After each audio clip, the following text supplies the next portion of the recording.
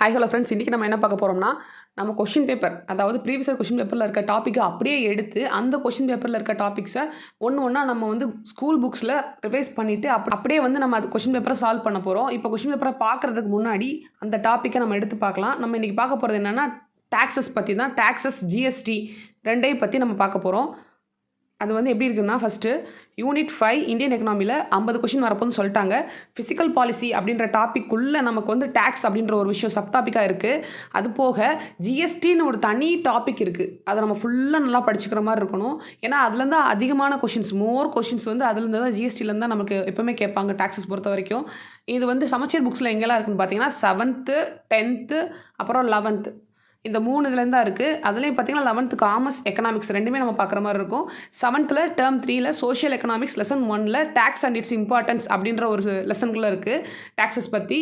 அடுத்து வந்து 10th social science பார்த்தீங்கன்னா இந்த டேக்ஸ் அண்ட் இம்பார்ட்டன்ஸில் என்ன இருக்குதுன்னு பார்த்தீங்கன்னா டைரக்ட் டேக்ஸ் அப்புறம் இன்டைரக்ட் டேக்ஸை பற்றி தெளிவாக கொடுத்துருக்காங்க. அதுக்குள்ளே டைரக்ட் டேக்ஸ்னால் என்னென்ன, இன்டைரக்ட் டேக்ஸ்னால் என்னென்ன அப்படின்றத பற்றி கொடுத்துருக்காங்க. ஸோ இதுதான் வந்து லெசன் 1 இருக்குது. அடுத்து 10th சோஷியல் சயின்ஸில் எக்கனாமிக்ஸில் லெசன் 4 கவர்மெண்ட் அண்ட் டேக்ஸஸ் அப்படின்ற லெசன், அந்த லெசனில் நம்ம படிக்க வேண்டியதாக இருக்கும். இந்த லெசனில் என்ன இருக்குன்னா பேசிக்கான விஷயம், டேக்ஸ்னால் என்ன, எங்கேருந்து அதை எடுத்தாங்க அப்படின்னு பேசிக்கான விஷயம் இருக்குது. அடுத்து 11th காமர்ஸில் யூனிட் 10 32 33 லெசன் 2 இருக்குது. 32 வந்து டைரக்ட் டேக்ஸஸ் பற்றி, 33 வந்து இன்டைரக்ட் டேக்ஸ் பற்றி இருக்குது. இதில் ஜிஎஸ்டியை பற்றி முழுசாக இந்த காமர்ஸ் புக்கில் தான் இருக்குது. ஜிஎஸ்டியை பற்றி கம்ப்ளீட்டாக அட்வான்டேஜ் என்ன, டிஸ்அட்வான்டேஜ் என்ன, ஜிஎஸ்டியோடது எல்லாம் இருக்குது. ஸோ அதை கண்டிப்பாக படிங்க. நெக்ஸ்ட் எக்கனாமிக்ஸ், 11th எக்கனாமிக்ஸில் என்ன இருக்குன்னா 9.91 அப்படின்ற ஒரு சின்ன ஒரு 2 பேஜ் தான். அது ஜிஎஸ்டியை பற்றி போட்டிருப்பாங்க 2 பேஜில். அதை வந்து கண்டிப்பாக படிச்சுக்காங்க. இதான் நம்ம எக்ஸ்ட்ராவாக கொஞ்சம் பார்த்துக்கிற வேண்டிய விஷயமா இருக்கும். அதே மாதிரி 12th எக்கனாமிக்ஸில் சாப்டர் 9 அதுலேயும் வந்து ஃபிசிக்கல் எக்கனாமிக் அப்படின்ற அந்த லெசனில் கொஷின் வந்து ரிஃப்ளெக்ட் ஆகிருக்கும். அதுவும் ஒரு 2 பேஜ் மட்டும்தான் இருக்கும். ஸோ இது ரொம்ப இம்பார்ட்டன்ட், இதையும் கொஞ்சம் பார்த்துக்காங்க. ஸோ மொத்தமாக வேர் டு ஸ்டடி இதுதான். இப்போ டேக்ஸ் அண்ட் இட்ஸ் இம்பார்ட்டன்ஸ்னு பார்க்குறோம். அமைச்சர் ஃபுல்லாக கவர் பண்ணி நோட்ஸ் இருக்கும். சொசைட்டி வெல்ஃபேர், சோஷியல் வெல்ஃபேர் தான் வந்து நம்ம முன்னிறுத்துவோம் நம்ம கண்ட்ரியில். ஸோ வெல்ஃபேர் ஸ்டேட் அப்படின்னு சொல்லுவாங்க. வெல்ஃபேர் ஸ்டேட்டாக இருக்கிறதுனால நம்ம கவர்மெண்ட் வந்து ஸ்டேட்டுக்காக நிறைய வெல்ஃபேர் ப்ராஜெக்ட் இதெல்லாம் பண்ணுவாங்க. அதுக்கு ரெவென்யூ நமக்கு கண்டிப்பாக வேணும். அந்த ரெவென்யூக்கு எங்கேருந்தெல்லாம் சோர்ஸ் கிடைக்குதுன்னா டேக்ஸ்லேருந்து தான் கிடைக்கிது. ஒரு கவர்மெண்ட் ரன் பண்ணணும்னா அதுக்கு டேக்ஸ் வந்து ரொம்ப முக்கியமானது. So most important part of the revenue of India is tax அப்படின்றத சொல்கிறாங்க. ஸோ கவர்மெண்ட்டோட ஃபினான்ஷியல் ரிசோர்ஸாக வந்து டைரக்ட் டேக்ஸ், இன்டைரக்ட் டேக்ஸ் அது ரெண்டுமே இருக்குது. ஸோ அரசாங்கத்தோட நிதி ஆதாரம் direct and indirect tax. Direct டேக்ஸ்ன்றது ஒரு பர்சன் கிட்ட, இண்டிவிஜுவல் பர்சன்ஸ் கிட்ட வசூல் பண்ணுறது. இன்டைரக்ட் டேக்ஸ் வந்து குட்ஸ் அண்ட் சர்வீஸ்லேருந்து நமக்கு கிடைக்கிறது.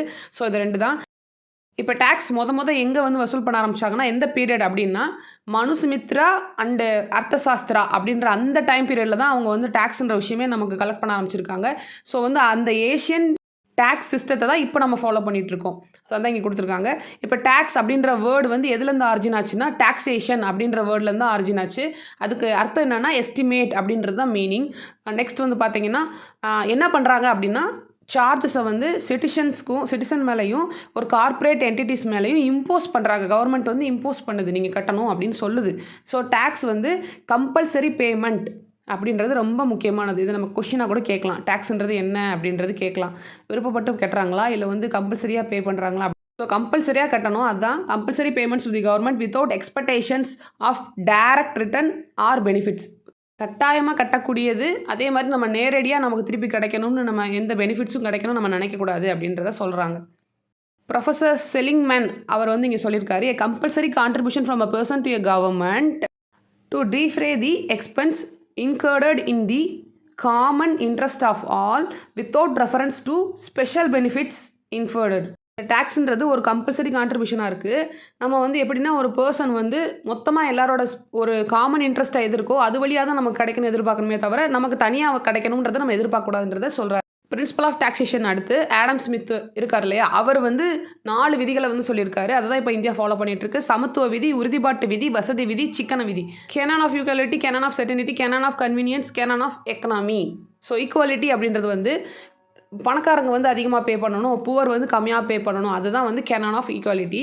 அடுத்து கேனான் ஆஃப் செர்டைனிட்டி வந்து என்னன்னு சொல்கிறாங்கன்னா, கவர்மெண்ட் வந்து முன்னாடியே அனௌன்ஸ் பண்ணிடுவாங்க இவ்வளோ தான் கட்டணுன்றத. அந்த இண்டிவிஜுவல் வந்து அதை வந்து கால்குலேட் பண்ணி பே பண்ணுவாங்க. அதுதான்.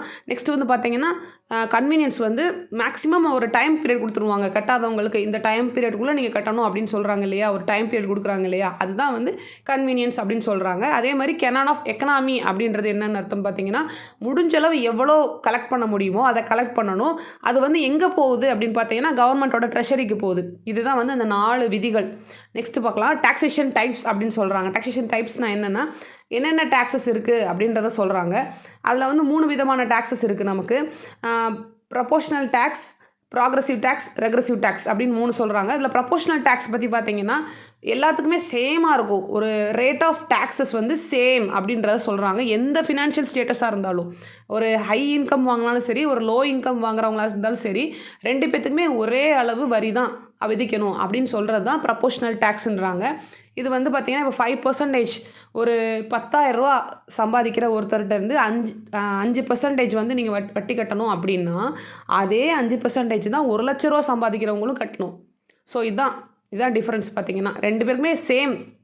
நெக்ஸ்ட் வந்து ப்ராக்ரெசிவ் டாக்ஸேஷன் சொல்கிறாங்க.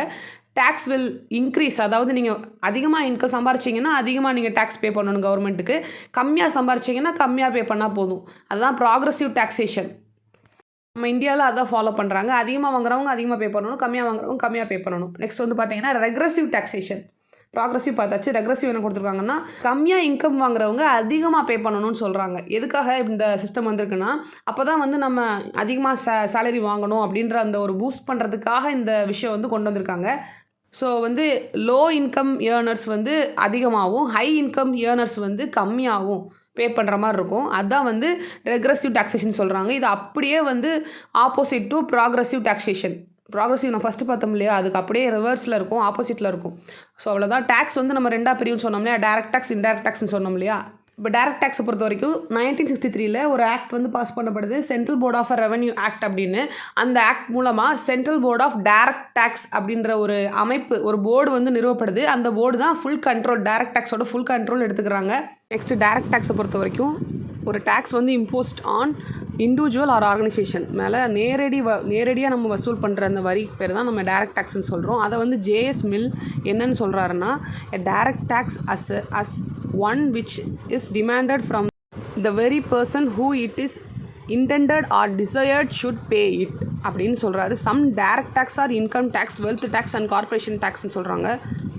அதாவது கட்டாயம் ஒருத்தர் வந்து எப்படி இருந்தாலும் பே பண்ணணும் அப்படின்றது தான் ஜேஎஸ் மில் சொல்லியிருக்காரு. இப்போ இன்கம் டேக்ஸை பொறுத்த வரைக்கும் introduce for the first time யார் இன்கம் டேக்ஸை இன்ட்ரடியூஸ் பண்ணது அப்படின்னு பார்த்தீங்கன்னா 1860 சர் ஜேம்ஸ் வில்சன் அவர் தான் வந்து ஃபர்ஸ்ட் இன்கம் டேக்ஸை வந்து இன்ட்ரடியூஸ் பண்ணியிருக்காரு. Order to meet the losses sustain by the government on account of mutiny of 1857 அந்த பெரும்புரட்சி வருது இல்லையா, அதோட முடிவில் மறுபடியும் மீண்டெழுகிறதுக்காக உருவாக்கப்பட்ட ஒரு விஷயம் தான் இந்த இன்கம் டேக்ஸ். இது 1860 வந்து கொண்டு வந்திருப்பாங்க. ரிவோல்ட் முடிஞ்சு ஒரு 2 வருஷம் கழிச்சு இந்த இது வந்திருக்கும், இன்கம் டேக்ஸ் வந்து கொண்டு வந்திருப்பாங்க, இன்ட்ரடியூஸ் பண்ணியிருப்பாங்க.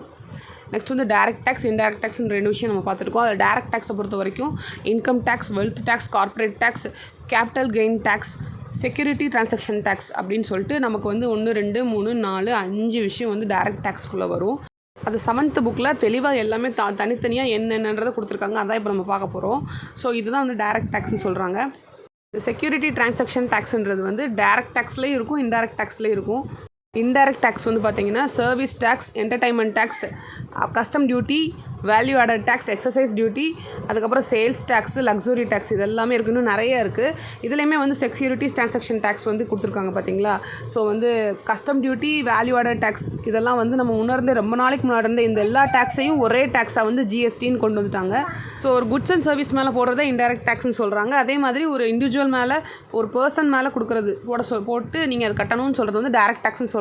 இதுதான் வந்து direct and indirect tax. So ரெண்டுலேயுமே வந்து செக்யூரிட்டி டிரான்சாக்ஷன் டேக்ஸ்ன்ற விஷயம் வந்து வரும்.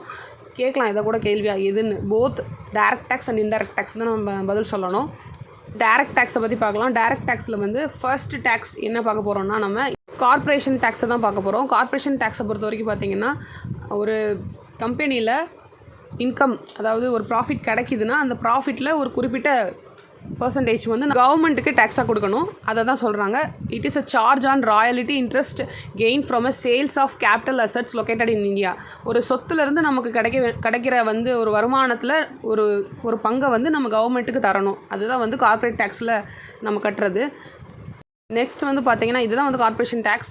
நெக்ஸ்ட் டேக்ஸுக்கு போகலாம். நெக்ஸ்ட் டேக்ஸ் வந்து வெல்த் டேக்ஸ். வெல்த் டேக்ஸ் வந்து பார்த்திங்கன்னா இப்போ வந்து இது வந்து ஒரு பிஸ்னஸ் ரிலேட்டடாக நம்ம பார்த்தோம். வெல்த் டேக்ஸ்ன்றது வந்து ஒரு ப்ராப்பர்ட்டி ஆஃப் இண்டிவிஜுவல், ஒரு தனிப்பட்ட ஒரு மனுஷனோட சொத்து இருக்கும் இல்லையா, அந்த சொத்துலேருந்து அந்த சொத்தோட ஒரு வேல்யூ இருக்குது இல்லையா, அந்த வேல்யூ ஆஃப் ப்ராப்பர்ட்டி அது எவ்வளோன்னு கால்குலேட் பண்ணி அதிலிருந்து நம்ம வந்து வருஷம் ஒரு குறிப்பிட்ட பர்சன்டேஜ் வந்து நம்ம கவர்மெண்ட்டுக்கு வந்து டேக்ஸாக கட்டுற மாதிரி இருக்கும். அது ஹவுஸாக இருக்கலாம், இல்லை காராக இருக்கலாம், இல்லை ஜுவல்ஸாக இருக்கலாம், இல்லை கேஷாக இருக்கலாம், அர்பன் லேண்டாக இருக்கலாம். இந்த மாதிரி விஷயங்கள் எல்லாத்துக்குமே வெல்த் மேலே நம்ம கட்டக்கூடிய வெல்த்லேருந்து கட்டக்கூடிய டேக்ஸ் வந்து வெல்த் டேக்ஸு சொல்லுவாங்க. இந்த ஒரு வருஷமும் அந்த கரண்ட் மார்க்கெட் வேல்யூலேருந்து தான் நம்ம வந்து கட்டுற மாதிரி இருக்கும். அடுத்து கிஃப்ட் டேக்ஸை பொறுத்த வரைக்கும் நம்ம கிடைக்கிற கிஃப்ட்லேருந்து இப்போ ஏதாச்சும் ஒரு கம்பெனியில் ஹையர் ஆஃபீஸர் வந்து கீழே இருக்க ஆஃபீஸர்ஸ்க்கு வந்து தனிப்பட்ட ஒரு வீடோ இல்லை வந்து ஒரு காரோ வந்து கிஃப்ட் பண்ணுவாங்க. அந்த கிஃப்ட்லேருந்து நமக்கு வந்து ஒரு குறிப்பிட்ட ஒரு பர்சன்டேஜ் வந்து நம்ம கவர்மெண்ட்டுக்கு வரி கட்டுற மாதிரி இருக்கும். அதே மாதிரி இந்த ரியாலிட்டி ஷோஸ்லேயும் வந்து நமக்கு கிஃப்ட்டை கிடைக்கிற அந்த அமௌண்ட் இருக்கு இல்லையா, அந்த அமௌண்ட்லேருந்து ஒரு பாதி இதை வந்து டேக்ஸாக கட்டுவாங்க இல்லையா, அதுதான் கிஃப்ட் டேக்ஸ். எஸ்டேட் டியூட்டின்னு ஒன்று சொல்கிறாங்க. அது என்னென்னா நம்ம முன்னோர்களோட ப்ராப்பர்ட்டி இருக்கும் இல்லையா, அதில் நமக்கு ஒரு வருமானம் இப்போ வந்துட்டுருக்கு அப்படின்னா, கவர்மெண்ட் சொன்னதை விட அதிகப்படியான ஒரு வருமானம் கிடைக்கிதுன்னா அதுலேருந்து ஒரு பர்சன்டேஜ் வந்து நம்ம கவர்மெண்ட்டுக்கு பே பண்ணுற மாதிரி இருக்கும், டேரெக்டாக பே பண்ணுற மாதிரி இருக்கும். அதுதான் வந்து எஸ்டேட் டியூட்டின்னு சொல்கிறாங்க. டேக்ஸ் பே பண்ணணும் அப்படின்ற பேர்டனை வந்து நம்ம இன்டைரக்ட் டேக்ஸில் ஷிஃப்ட் பண்ணலாம், இன்னொருத்தர் மேலே ஷிஃப்ட் பண்ணலாம். ஆனால் டேரக்ட் டேக்ஸில் வந்து பண்ண முடியாது அந்த விஷயத்தை. Indirect tax is a tax whose burden can be shifted to other. So அதான் இங்கே கொடுத்துருக்காங்க மேலே. டேரக்ட் டேக்ஸ் மாதிரி நம்ம நேரடியாக நம்ம கவர்மெண்ட்டுக்கு கட்ட தேவையில்லை. குட்ஸ் அண்ட் சர்வீஸ் மூலமாக நம்ம இன்டைரக்டாக கட்டுவோம். அதுதான் இன்டைரக்ட் டேக்ஸ் மீன் பண்ணுவோம். சர்வீஸ் டேக்ஸ் ஃபஸ்ட்டு பார்க்கலாம் என்னென்னு.